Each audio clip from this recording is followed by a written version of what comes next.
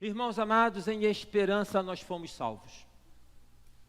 Eu quero convidar os irmãos para que nós abramos a Bíblia e vamos ler um texto que está em um dos capítulos mais bonitos, para mim, da Palavra de Deus, Romanos capítulo 8, versículo de número 18 ao versículo de número 25.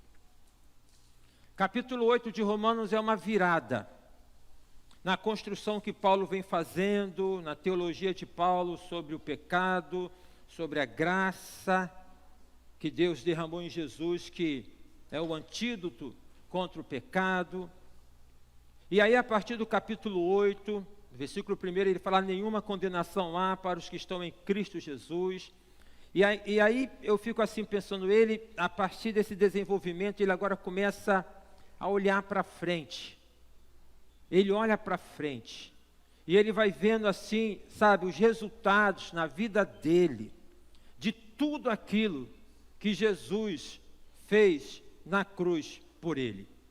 Diz assim Romanos 8, versículo 18, olha que coisa linda: porque para mim tenho por certo que os sofrimentos do tempo presente não podem ser comparados com a glória que há de ser revelada.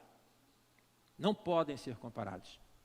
A ardente expectativa da criação aguarda a revelação dos filhos de Deus. Pois a criação está sujeita à vaidade, não voluntariamente, mas por causa daquele que a sujeitou. Na esperança de que a própria criação será redimida do cativeiro da corrupção, para a liberdade da glória dos filhos de Deus. Porque sabemos que toda a criação a um só tempo geme e suporta angústias até agora. E não somente ela, mas também nós, que temos as primícias do Espírito, igualmente gememos em nosso íntimo, aguardando a adoção de filhos, a redenção do nosso corpo. Porque na esperança fomos salvos. Ora, a esperança que se vê não é esperança, pois o que alguém vê, como o espera? Se esperamos o que não vemos, com paciência o aguardamos.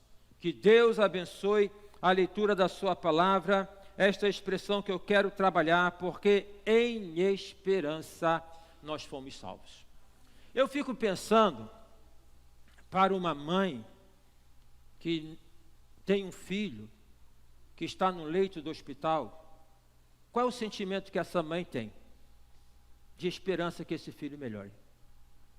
Eu fico pensando para um pai que tem ali a responsabilidade do sustento da família e se vê frente ao desemprego, vivendo o desemprego, ele tem esperança de uma porta de trabalho. Eu fico pensando numa pessoa que está vivendo um conflito no casamento, em que não estão se entendendo mais, porque o casar é verbo, é conjugar. Casamento pode ser colocado como sendo um retrato, mas casar é conjugar. E por isso que a igreja investe no casamento, porque casar é ato da conjugalidade, é um verbo que se conjuga. E os verbos que se conjugam no casamento é amar, é perdoar, é suportar, enfim. Mas eu fico pensando que uma esposa ou um esposo, vivendo um momento de conflitos no casamento, e ele não querendo, ela não querendo a separação, que o sentimento é de que possa melhorar. A esperança de que possa melhorar. Eu fico pensando nos jovens, adolescentes, e aí é uma questão difícil para essa garotada, porque a gente é invadido de notícias ruins. Nós somos invadidos de notícias ruins. E uma característica da adolescência e da juventude é sonhar. E um sonho em que eles acreditam que é possível. Que é possível. Daí que quando um adolescente, por vezes, ele fala para o pai: não é assim que você está falando. Ele está ali vivendo essa perspectiva do sonho, onde ele entende que é possível. E nós, às vezes, queremos trazê-los para essa realidade, e isso é o que se chama de um conflito de gerações, porque nós, fruto das nossas experiências e dos nossos traumas, das nossas decepções, das nossas frustrações, por vezes queremos mostrar para eles que não é bem assim. Só que se nós agirmos assim, desse modo, trazendo esse corte tão forte da realidade para eles, eles perdem o que há de mais precioso para esta faixa etária, que é o sonho.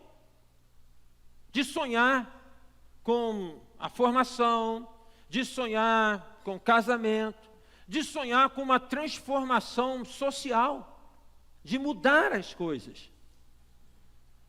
E esta faixa etária, adolescentes e jovens, portanto, estão sendo afetados por essa negatividade que há no mundo. E um fato que preocupa no aspecto da medicina, e deve nos preocupar também, é o alto índice que há de depressão no contexto dessa faixa etária, de adolescentes e de jovens. Por quê? Será porque estão roubando os sonhos deles? Será porque a realidade está invadindo tão ferozmente sobre eles, ao ponto de que eles deixem de acreditar de que é possível? Coisa que todos nós deveríamos acreditar. Então, para esta faixa etária, há uma esperança de poder passar na faculdade, de poder ser aprovado, de poder ter um trabalho, de poder casar. Então tem esperanças. Na vida o que nos move é esta palavra que se chama esperança. Nós somos movidos pela esperança. A esperança que faz com que nós possamos, a despeito das dificuldades, continuarmos de pé e olharmos e darmos um passo e mais um passo, seguir um pouco mais, avançar um pouco mais. A esperança, ela é consequência, ela é produto ou subproduto da nossa confiança em Deus, que é produto ou subproduto do ato de salvação, do que Deus em Jesus fez por cada um de nós. E aí vem o simbolismo da Páscoa. A Páscoa é uma festa judaica, mas também é uma festa cristã, mas também é uma festa islâmica. E se vocês observaram nesta semana, um conflito lá em Jerusalém, porque é a questão da celebração da festa para essas três, digamos, maiores, ou as duas maiores religiões do mundo, o cristianismo e o islamismo. E aí a expressão também do judaísmo. Cada um na sua vertente, de poder então celebrar. No contexto cristão, a Páscoa ela nos remete ao episódio do Velho Testamento, a construção de toda uma promessa que Deus fez lá quando o pecado entrou no mundo, que começa a ser desenvolvida a partir do chamado de Abraão, que ela vai a se expandir a partir da vida de José no cativeiro no Egito, do povo que cresce no Egito, do sofrimento e da libertação que Deus vai prover e vai promover do povo que vivia no cativeiro do Egito. O Egito é o simbolismo da escravidão do pecado, do mundo, que suga a gente, que quer sugar você, que quer consumir suas energias espirituais, emocionais, físicas, que não quer que você avance, só quer que você se transforme num escravo para poder servir. Então, ali neste momento histórico, Deus chama Moisés para poder ir e tirar o povo do Egito. Moisés apresenta lá as suas dificuldades, ele fala, porque eu não sei falar, eu sou gago, né? E quem é que diz que Deus não possa usar um gago? Quem é que diz que Deus não possa usar um cego? Quem é que diz que Deus não pode usar uma pessoa que tenha qualquer limitação? Porque todos nós temos limitações. Todos nós que estamos aqui temos limitações. Quando nós olhamos para uma pessoa especial, com uma deficiência, uma dificuldade de locomoção ou de visão, elas têm, mas nós temos as nossas também. Todos nós temos. E assim como Deus chamou Moisés, chama a mim, chama você, assim como Deus usou Moisés, usa a mim, usa você, e assim o fez, usou. E aí então, Deus na estratégia, na logística, na didática dele, ele vai agir a partir de poder quebrar a vaidade de Faraó, o orgulho de Faraó, a partir das 10 pragas. E a última praga é aquela, então, da praga dos primogênitos. E diz o texto bíblico em que o anjo da morte viria e visitaria todo Israel. E também passaria pela casa dos hebreus. Mas naquela casa que houvesse a marca do sangue, nos umbrais da porta, o anjo da morte passaria por ela. E ali, então, naquela noite, os judeus se reuniram em casas, se reuniram em clãs, se reuniram em oicos, e eles celebraram a primeira Páscoa. Mataram o cordeiro, espargiram sangue nos umbrais e ali ficaram. E aquele horário o anjo da morte veio e foi visitando todas as casas do Egito, mas sobre as casas do povo de Israel, aquelas que tinham a marca do sangue, o anjo da morte passava por cima. O significado da Páscoa é esse, que passa por cima. Páscoa é o que passa por cima. Páscoa, então, tem esta simbologia do sangue, que vai nos remeter ao sangue do Senhor Jesus, que vai nos colocar nessa perspectiva de que o inimigo que vem para lhe tragar, que vem para me tragar, ele assim não fará, ele passará por cima, não porque você é bom, não pelos seus olhos azuis, não pela sua capacidade, nem por aquilo que você faz, mas justamente, tão somente, pelo sacrifício de Jesus na cruz do Calvário. E há uma marca do sangue na vida de todo aquele que um dia aceitou Jesus como Senhor e Salvador. Há uma marca que é dada à vida de todo aquele que um dia entregou a vida ao Senhor Jesus. Então passa por cima. No Novo Testamento, quando João Batista se depara com o Senhor Jesus, ao olhar para Jesus, ele fala: eis o Cordeiro de Deus que tira o pecado do mundo. Então toda a construção do Velho Testamento vai apontando para o Novo Testamento. Todo o simbolismo no Velho Testamento, que é muito bonito, que vale a pena poder ler. Por exemplo, na leitura que nós estamos fazendo cronológica da Bíblia, se você ler o livro de Ruth, é um livro muito bonito, muito pequeno, porque vai falar daquele que é o resgatador, né? Daquele que resgatou Ruth. E isso tem a ver com o que Jesus fez por nós. Ele nos resgatou. Ele nos resgatou.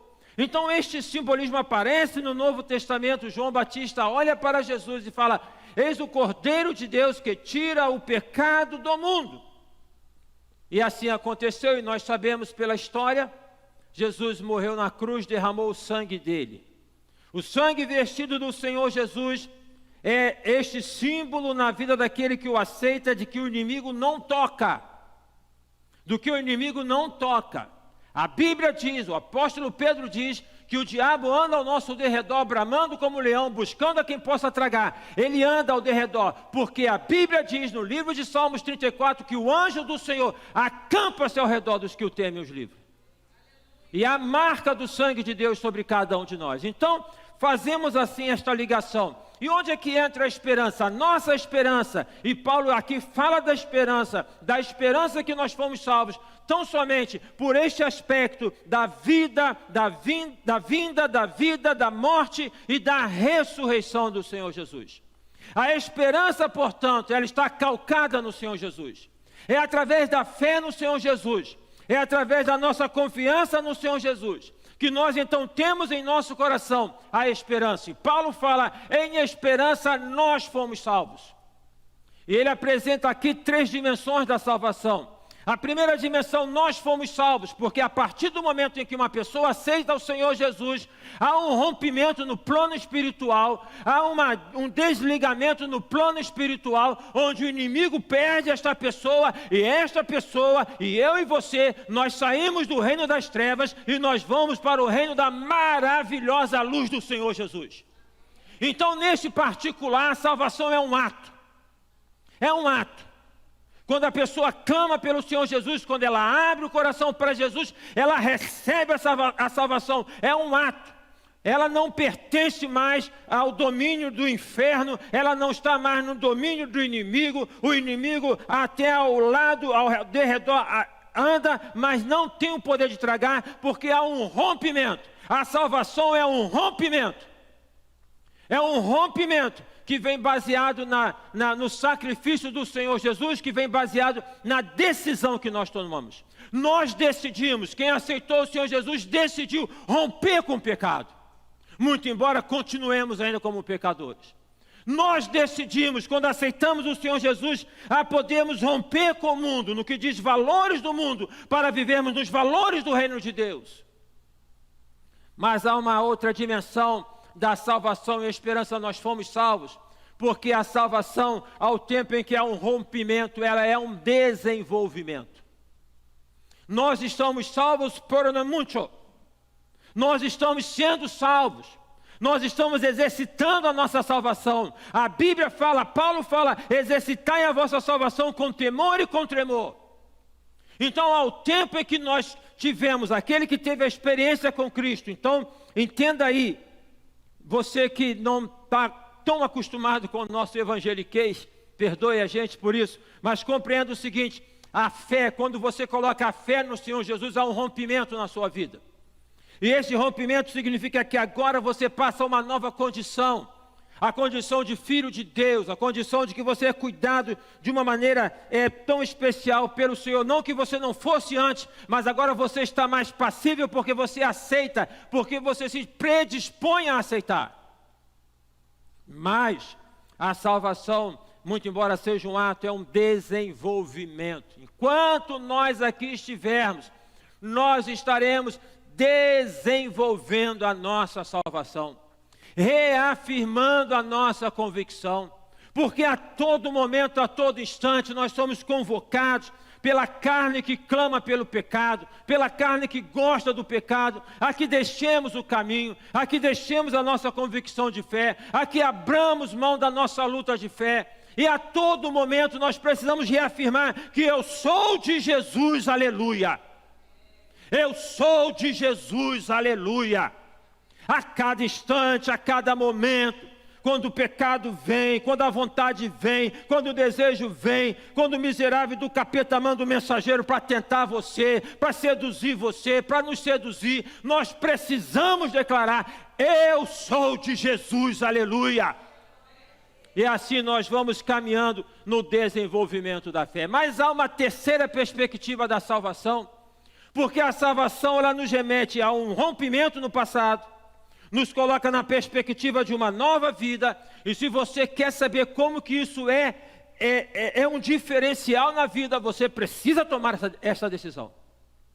Um homem muito eloquente, dito como ateu, é uma história antiga, possivelmente não verídica, mas é uma história, dava uma palestra num teatro cheio, lotado, desafiando aqueles que ali estavam no auditório, para que pudessem provar a existência de Deus.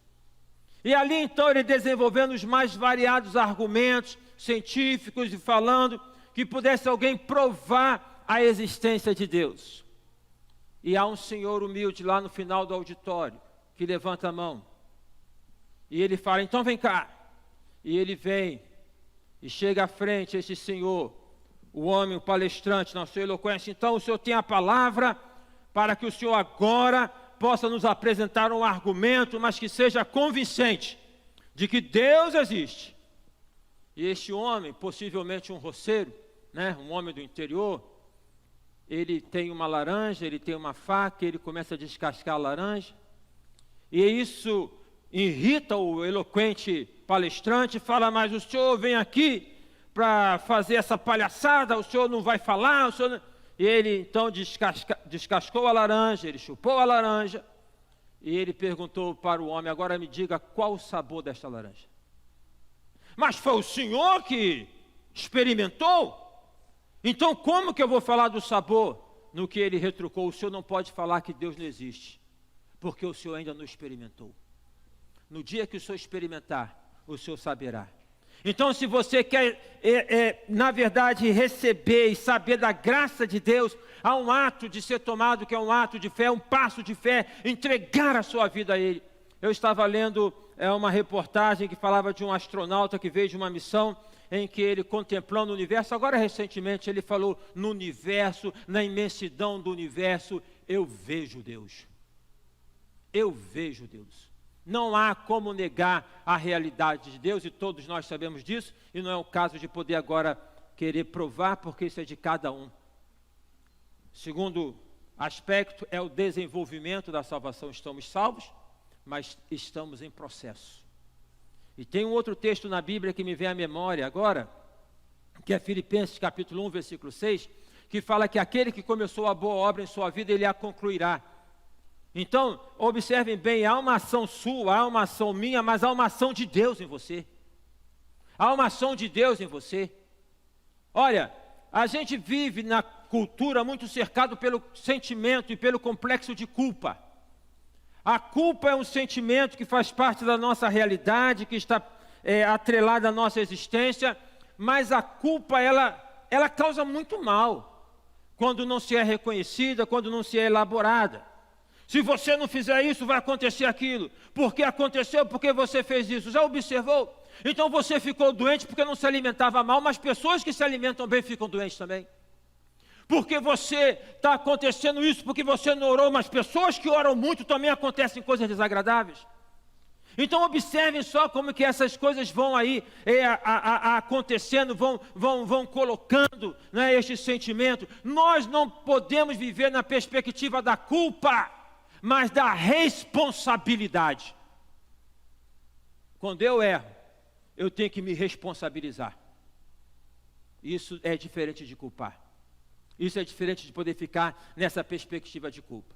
E o texto de Filipenses 1,6 fala: aquele que começou a boa obra, ele a concluirá, porque então há essa parceria, há essa ação em que eu faço a minha parte, mas Deus faz a dele e faz muito mais do que a minha. E aí desta maneira nós vamos avançando, nós vamos avançando, nós vamos avançando, e nós vamos avançando pela graça do Senhor. É Deus que nos trouxe até aqui, é Deus que nos conduziu até aqui, e é Ele que nos conduzirá daqui para frente.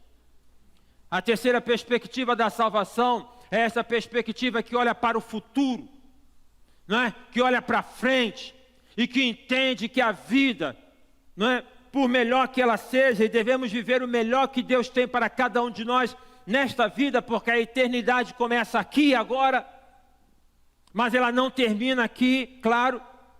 É olhar para frente, é olhar na transcendência, é olhar para além da realidade nua e crua que nos atravessa, que nos barra, que se chama morte.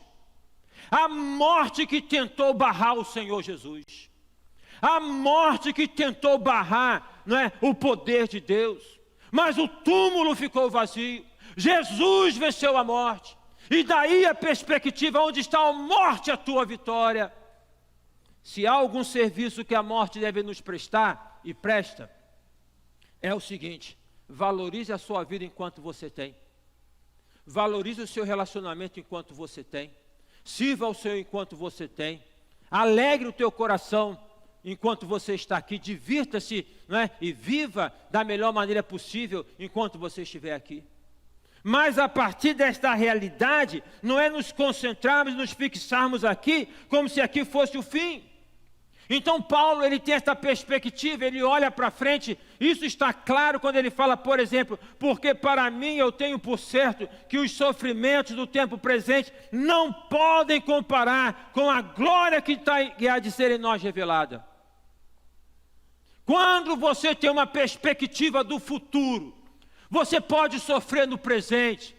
Você se sente acabrunhado no presente. Você pode se sentir mal no presente. Porque crer no Senhor Jesus não é ter tapete vermelho. Porque crer no Senhor Jesus não é ficar mostrando os dentes o tempo todo. Porque crer no Senhor Jesus não é ficar com um sorriso aberto o tempo todo.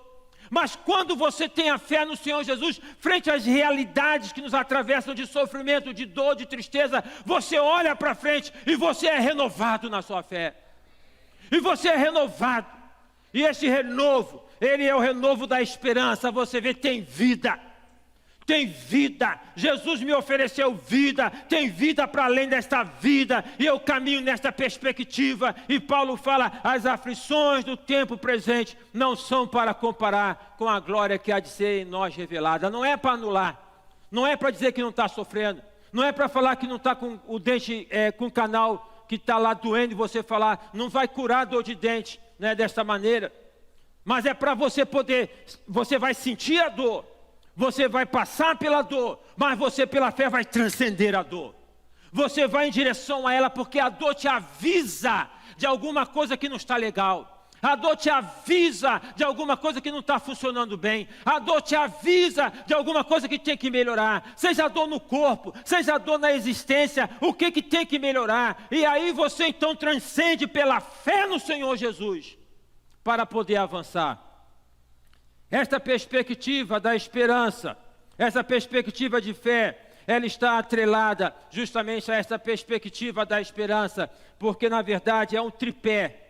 E Paulo vai deixar isso claro em 1 Coríntios. Agora, pois, permanecem a fé, a esperança e o amor. Essa perspectiva da esperança frente à realidade que temos de sofrimento e de dor, faz com que nós possamos, olhando para as nossas adversidades, para as nossas dificuldades, não alimentarmos um espírito que é o espírito do pessimismo.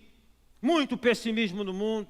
Muito pessimismo que invade a nossa mente. Nós somos dados a isso, todos nós somos dados a podermos negativar, a podermos desvalorizar. Essa perspectiva nos leva na dimensão do que disse o profeta Jeremias, quando fala em nome de Deus. É Deus falando para o povo, é Deus falando para você nesta manhã. Ouça o que Deus fala para você. Ouça o que Deus fala para você. Eu é que sei que pensamento tenho ao vosso respeito, diz o Senhor, pensamentos de paz e não de mal, para vos dar o fim que desejais. Eu é que sei que pensamentos tenho a vosso respeito, diz o Senhor, pensamentos de paz e não de mal, para vos dar o fim que desejais. É nessa perspectiva, desta esperança doce que temos em Jesus, que nós caminhamos, que nós vivemos. Por isso, Paulo diz, as aflições do tempo presente não vão comparar com a glória que há de ser em nós revelada. Segura a sua dor, enfrenta a sua dor, né? Aceita esta dor, mas coloca a sua confiança no Senhor Jesus.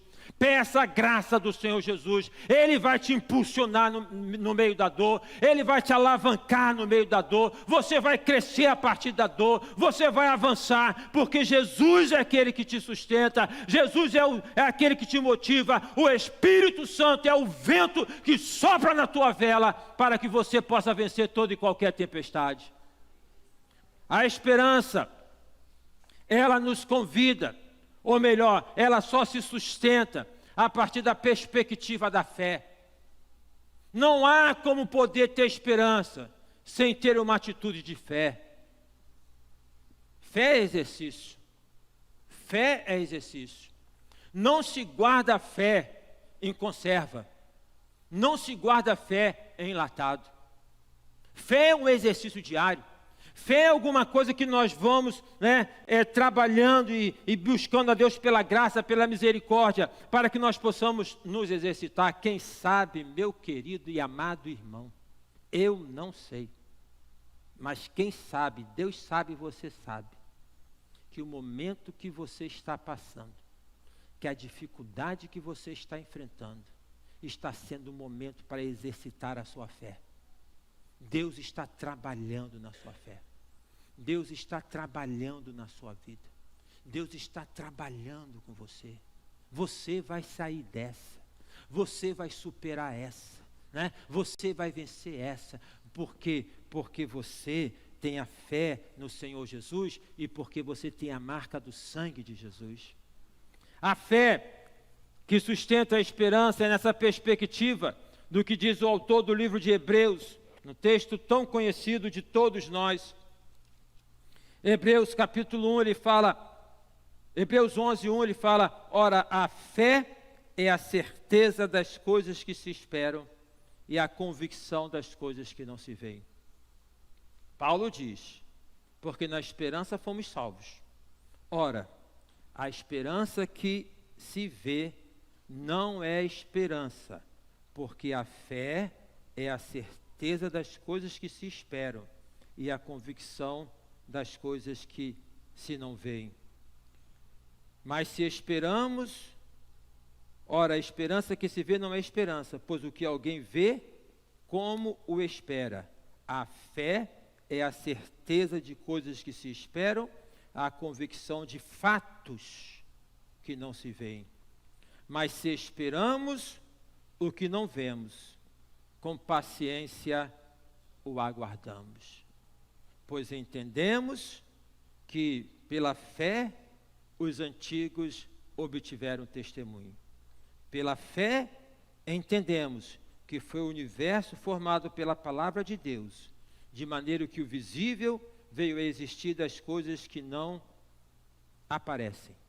E aí é toda uma construção de exemplos de fé. Quero chamar a sua atenção para esse texto aqui. Entendemos que que o universo, entendemos pela fé. Pela fé entendemos que foi o universo formado pela palavra de Deus, de maneira que o visível veio a existir das coisas que não aparecem, pois o que alguém vê, como o espera. O que está invisível para você, no tempo certo Deus concretizará. O que não está visto aos teus olhos, no tempo certo você verá. No tempo certo você exultará. No livro de Salmos, no capítulo de número 34, o salmista, ele nos dá prova disso. Quando ele ali diz o seguinte, é uma construção de um salmo de louvor. Ele fala o seguinte: bendirei o Senhor em todo o tempo, o seu louvor estará sempre nos meus lábios. Gloriar-se-á no Senhor a minha alma, os humildes o ouvirão e se alegrarão. Engrandecei o Senhor comigo, e todos a uma lhe exaltemos o nome. É o convite. Agora ele vai falar a razão. Busquei o Senhor, e ele me acolheu. Livrou-me de todos os meus medos. Contemplai-o e sereis iluminados, e o vosso rosto jamais sofrerá vexame. Clamou este aflito, e o Senhor o ouviu, e o livrou de todas as suas tribulações. O anjo do Senhor acampa-se ao redor dos que o temem e os livra. Provai e vede que o Senhor é bom. Bem-aventurado o homem que nele se refugia. Temei o Senhor, vós os seus santos, pois nada falta aos que o temem. Os leãozinhos sofrem necessidade e passam fome, porém os que buscam o Senhor, bem nenhum lhes faltará. Vinde, filhos, e escutai-me, e eu vos ensinarei o temor do Senhor. Davi está falando na perspectiva de quê? Daquilo que Deus havia feito em sua vida. Ele está falando de uma oração que foi atendida. Ele está falando de uma situação que não era visível e que se tornou visível. A esperança que nós temos no Senhor Jesus nos coloca nesta perspectiva, porque na esperança fomos salvos. A esperança que se vê não é esperança, pois o que alguém vê como espera. Mas se esperamos o que não vemos, com paciência o aguardamos. E no texto de Hebreus, o texto vai falar: pela fé entendemos que foi o universo formado pela palavra de Deus, de maneira que o visível veio a existir das coisas que não aparecem. Deus vai tornar visível o que hoje é invisível para você. E quando Jesus voltar, ele tornará visível aos nossos olhos aquilo que hoje temos tão somente como uma mera construção simbólica. Ou seja, quando Jesus voltar, quando ele nos chamar, sabe aquela brincadeira de botar uma venda, que às vezes se faz para poder surpreender uma pessoa? Comprou um apartamento. Tudo bem que ninguém vai comprar um apartamento sem falar com a esposa, né? Mas vamos imaginar que tivesse feito isso. Aí coloca assim, aquele lenço, conduz e chega lá no apartamento, tira aquela coisa linda, todo mobiliado, tudo bonitinho, entendeu? Tirou, você viu. Quando nós nos encontrarmos com o Senhor, a venda sairá. E o que é invisível hoje se tornará visível para todos nós. Mas enquanto isso não se torna uma realidade concreta, é uma realidade concreta de fé. O que está no teu coração, o que acossa a tua vida, aquilo que você anseia, que você deseja, colocando perante Deus, na perspectiva de fé, na dimensão de ser a vontade de Deus. Creia, Deus tornará visível o que hoje é invisível para você. Feche seus olhos. Isso é Páscoa. Essa é a festa da esperança. A festa da esperança. Em esperança nós fomos salvos. Em esperança estamos aqui. Em esperança o Senhor nos trouxe até aqui. E nesta manhã, para a honra e glória do nome dEle, e pela graça dEle, você está recebendo uma injeção de esperança. Uma injeção de renovo. Para erguer a tua cabeça. Para olhar para frente. Para esquecer as coisas que para trás ficam. E olhar para aquelas que estão adiante de você e prosseguir pela fé. Pela fé. Eu creio no Deus que torna visível o que é invisível. Eu creio no Deus que é poderoso para fazer infinitamente mais do que nós pedimos e do que nós pensamos.